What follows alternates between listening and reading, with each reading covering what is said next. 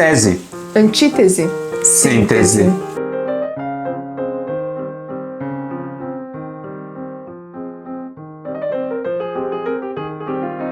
Olá pessoal, tudo bem com vocês? Olá pessoal, salve Maria. Salve Maria.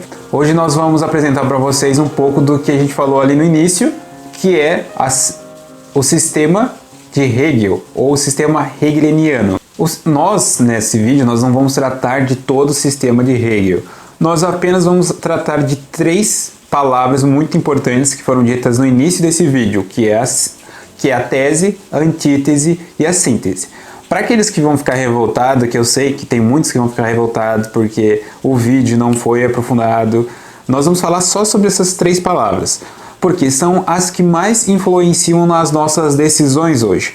Não todo o sistema, mas essa parte principal do sistema de Hegel, que é a síntese.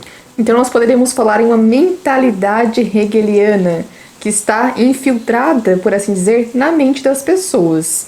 Hoje se fala muito de uma mentalidade marxista, que as pessoas pensam de modo marxista, materialista, sem perceber. Mas hoje nós temos que falar de uma mentalidade hegeliana. É claro que Hegel influenciou Marx, mas nós vamos ver que há certas diferenças. Então vamos lá. Vamos lá, hoje nós vamos tratar, como o título já falou também, sobre os conservadores. E por que isso? Porque hoje dentro da Igreja Católica nós vemos aparentemente 3 grupos. Como a gente já falou, na verdade nós não gostamos desses adjetivos, mas nós vamos dizer o que usualmente em alguns apostolados acontece essas taxações. Não é o que nós acreditamos, porque nós não acreditamos nessas taxações, está errado, mas vocês vão entender conforme o vídeo for avançando.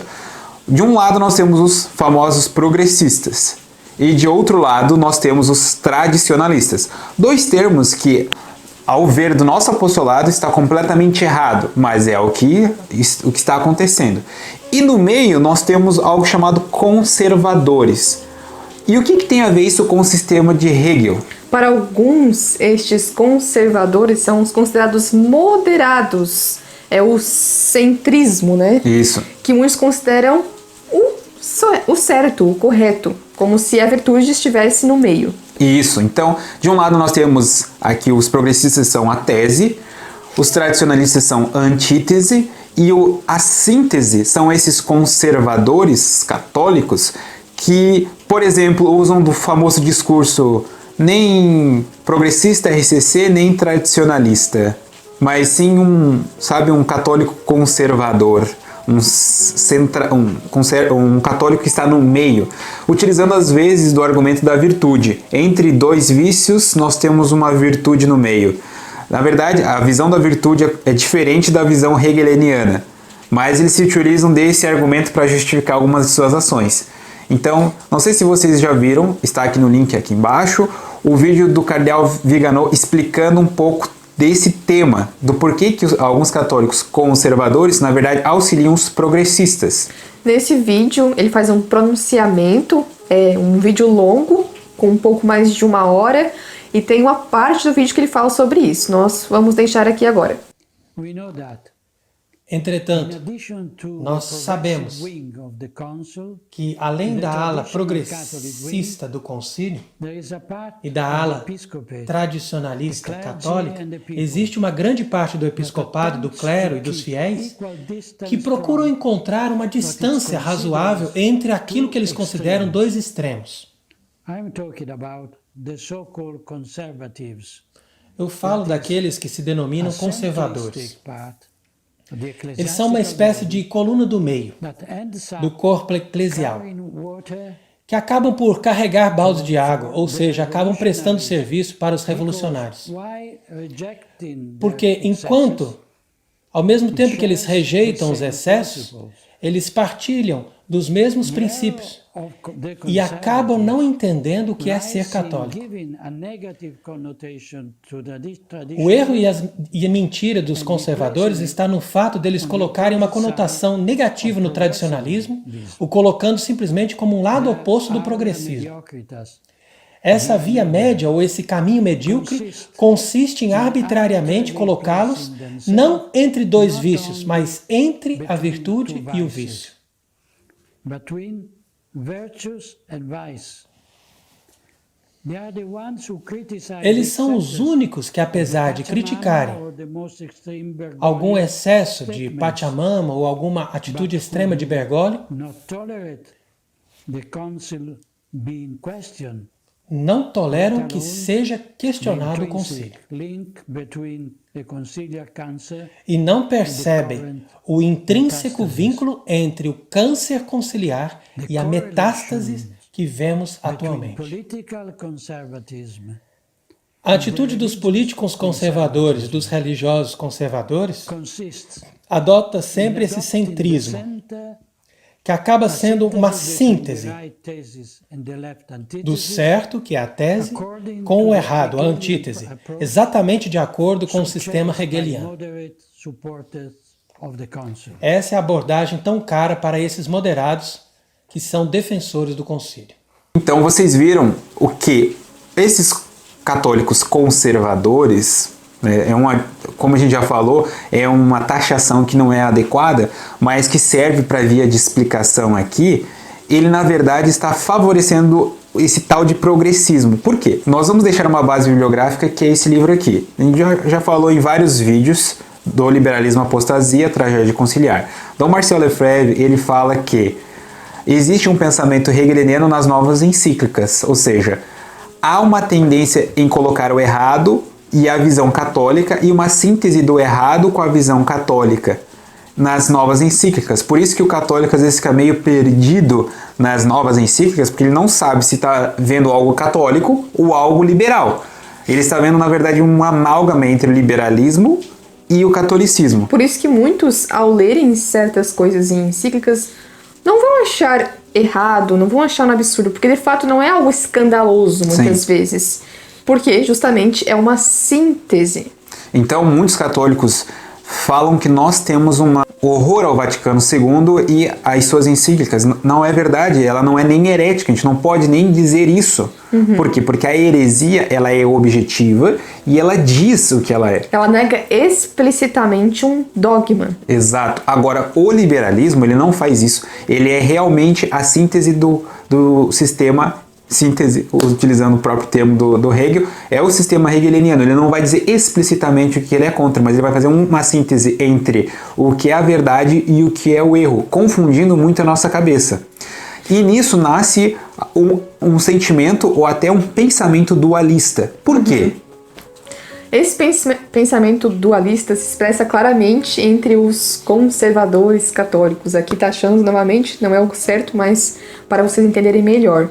Então são aqueles que eles reconhecem os excessos, denunciam esses excessos, mas eles acabam partilhando dos princípios. E aí acaba que o problema real não é identificado e nem remediado. Então são certos católicos que, por exemplo, algumas mulheres vão na missa tridentina, usam véu. Vão na missa nova, daí não usam véu. Na missa, usam saia. Fora da missa, já não usam mais. Ou então, quando vão em uma igreja, tem lá o sacrário do lado direito. E aí, Cristo já não está mais no centro. Aí, o católico que está lá na missa não sabe muito bem o que faz. Se ele olha para o sacrário, se ele olha para o padre. Então, um certo dualismo. É nesse sentido que nós estamos falando. Com os sacerdotes acontece o mesmo fenômeno. Exatamente, porque ele está virado para o povo e não mais para Deus, não mais para Cristo. Os sacerdotes que ficam nos dois ritos, a gente chama de sacerdotes birritualistas. Acontece esse fenômeno dualista, por quê?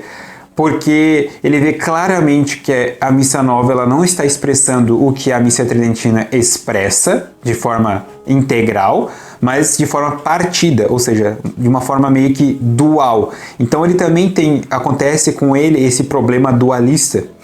Mas isso acontece não por um problema, porque é próprio desse conservadorismo ele olhar sempre para o problema e não para a causa do problema. Numa analogia, a gente pode pensar que alguns católicos, entre aspas, conservadores, eles estão olhando para as moscas. Tem muitas moscas no ambiente. mas eles não estão vendo a causa daquelas moscas. Então eles estão lá matando as moscas, né? Isso, eles estão até ajudando, ó, tem mosca, vamos matar aqui com a raquete de queimar mosca. Só que cada vez vem mais moscas e eles não estão dando conta já. Eles, como assim? Tá vindo cada vez mais mosca, tô aqui matando e não para de vir mosca. Como e aí, assim? e quando a gente percebe, tem alguma coisa podre ali no ambiente, uma carne podre, e o que algumas pessoas estão dizendo, olha, tem essa carne podre aqui, a gente precisa jogar fora. Só que alguns dizem, não, que exagero, a carne não está podre, não é ela que está chamando... Causando problema. Isso, causando problema. Então, nesse vídeo que a gente deixou aqui, do cardeal, Isnus apostólico, ele declara que estamos vendo, ele sabe que o problema são as moscas, mas a causa das moscas é essa carne podre. E alguns querem solucionar o problema dizendo... Não, tudo bem, a carne ela está podre, mas a gente pode resolver isso de uma outra maneira, não precisa jogar fora. A gente pode, amaciar a carne, a gente pode dar uma melhorada aqui.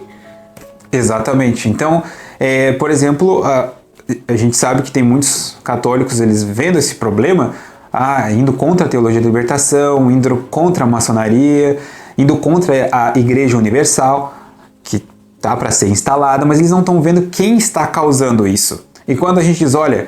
Na verdade, esse problema é muito mais antigo. O que nós estamos vendo agora é só consequência de algo que já foi feito no passado, algo que nós estamos sofrendo as consequências agora. Nós somos taxados de loucos ou teóricos da conspiração, ou até mesmo pessoas insensatas que estão querendo atribuir culpa ao Vaticano II. Que na verdade podemos salvá-lo e ele não é tão ruim assim. Mas... pelo que próprio Cristo nos diz, pelo fruto conhecereis. Na verdade, isso são os frutos do que foi feito anteriormente. Nunca uma revolução atualmente, ela é feita dessa maneira.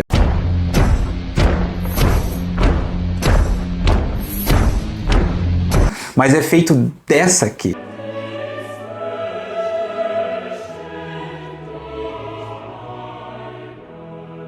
Esse é o problema. As revoluções elas não são mais disruptivas, ou seja, elas não são como a Revolução Francesa, que matam padres e monarcas. Não, elas são muito mais sutis, elas são longas, elas são para as próximas gerações. Isso as próprias lojas maçônicas já entenderam. Quando houve todas aquelas revoluções até dentro das próprias lojas, como aconteceu no México, por exemplo, uma grande revolução, a Guerra dos Cristeiros, eles entenderam claramente que as revoluções não podem mais ser assim, mas elas precisam ser sutis, leves, para que quase ninguém morra e para que a revolução seja efetiva. Aí alguns podem se perguntar, então qual é a solução? É ir para um dos extremos? É estar na tese ou na antítese e não na síntese? Aí você entra um pouco no pensamento marxista, né? Isso, porque o Marx vai beber dessa fonte do Hegel e ele vai ter essa posição do extremo. Na verdade... Que é a luta de classes, né? Exatamente, então você tem a luta de classes, que um lado só é o bom, outro lado é o mal. Porque essa mentalidade já está completamente dominando a mente do sujeito, né? Ele não consegue quebrar com isso. Só que tem uma solução, que é a própria, até Dom Marcelo Lefebvre já falou nesse livro, e é algo que nós, antes da leitura dessa obra, nós já tínhamos entendido, que é o sistema filosófico de Santo Tomás de Aquino. E por que atribuir ao tomismo a solução?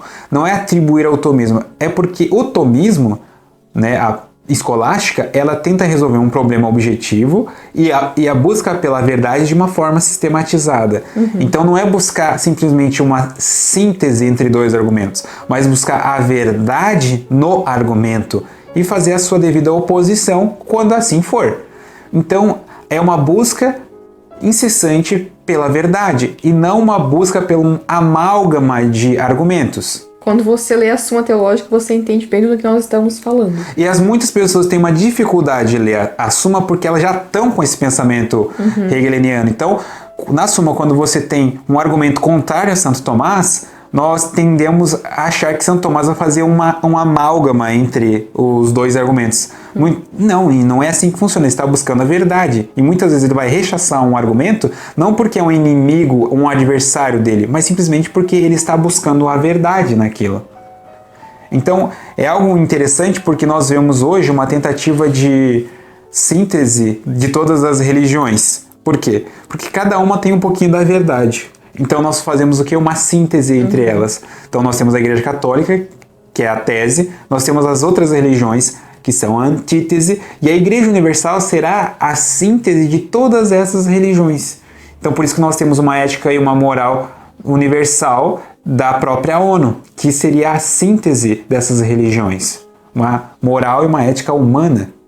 Então entendam que nós precisamos transcender essa mentalidade hegeliana e marxista. Então a solução que nós estamos apresentando aqui, de certa forma, não é cair em um dos extremos, né, naquelas taxações que nós citamos lá no Às vezes início. nós próprios caímos nessas taxações como católico liberal, católico conservador, católico progressista, etc. Isso é próprio por cair... Nós caímos nisso aqui. Dá pra ver em alguns vídeos anteriores esse mesmo problema. Entendeu? Por quê? Porque tá enraizado isso, é difícil de tirar. E para muitas pessoas... Bem difícil. Ao ver esse vídeo podem pensar assim, não consigo perceber isso, mas vai com calma, tu acaba percebendo esse sistema agnóstico, querendo ou não, o sistema de Hegel é um sistema agnóstico nos seus próprios pensamentos. Então não tente analisar profundamente só com esse vídeo, eu espero que você vá mais além, né? Principalmente ler essa obra aqui, que é bem importante, tá? Para que você possa entender do que nós estamos falando, porque não é com esse vídeo só que você vai entender tudo que nós estamos falando. Alguns ainda podem dizer, mas isso que vocês estão falando não faz sentido, porque o próprio São Tomás de Aquino que vocês citaram diz que a virtude está no meio. Mas essa é uma interpretação errada, né, do que ele está dizendo. Isso. É uma interpretação errada porque é próprio da virtude ser oposta a um vício, ou uma pseudo-virtude. Uma virtude não é uma síntese entre dois vícios extremos. Então, quando ele diz assim que a virtude está no meio, ele não está se referindo a que a virtude é a síntese de dois vícios. Pelo contrário, a virtude é a oposição de dois vícios. Porque é próprio das virtudes cardeais. Então, por exemplo, nas virtudes teologais, a virtude não está no meio. Entendeu? Isso, a virtude está no meio, essa frase é apenas para as virtudes cardeais, porque elas são humanas. Então é óbvio que isso vai acontecer, mas nas virtudes teologais isso não acontece. Fé, esperança e caridade não tem uma pseudo-virtude, ela simplesmente tem vício. Então você nunca vai conseguir ter um excesso de fé, ou nunca vai ter um excesso de esperança, ou nunca vai ter um excesso de caridade. Nós sempre temos falta, e isso é o próprio vício.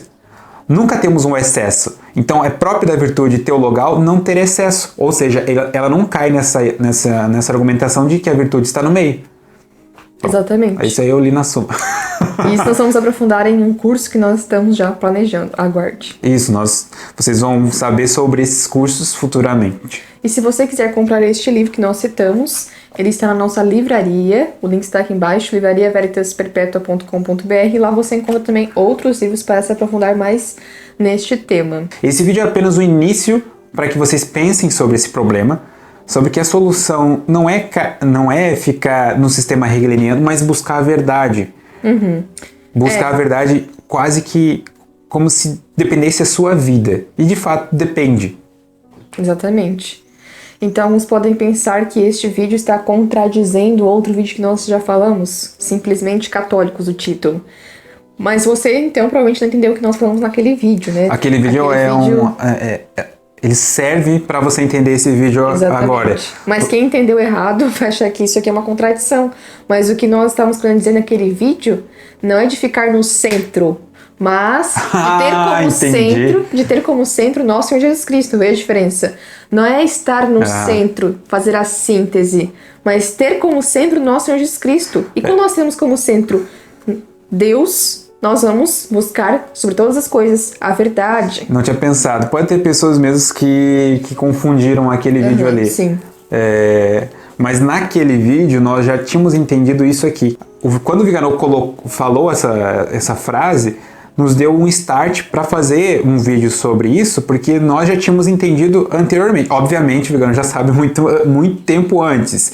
O que nós queremos dizer é que talvez algumas pessoas tenham confundido que nós estamos usando o sistema de Hegel para ficar no meio, né? Nem progressista, nem tradicionalista, etc. Não, aquele vídeo foi sobre a taxação, não para ficar no meio. Exatamente. Espero que agora tenham entendido. Então deixe aqui embaixo o seu like, compartilhe esse vídeo com as pessoas que você conhece, se inscreva no canal se você não é inscrito e também ative o sininho para as notificações. Muito obrigado pela atenção de vocês, nos vemos nos próximos vídeos. E até lá. Salve Maria, viva Cristo Rei!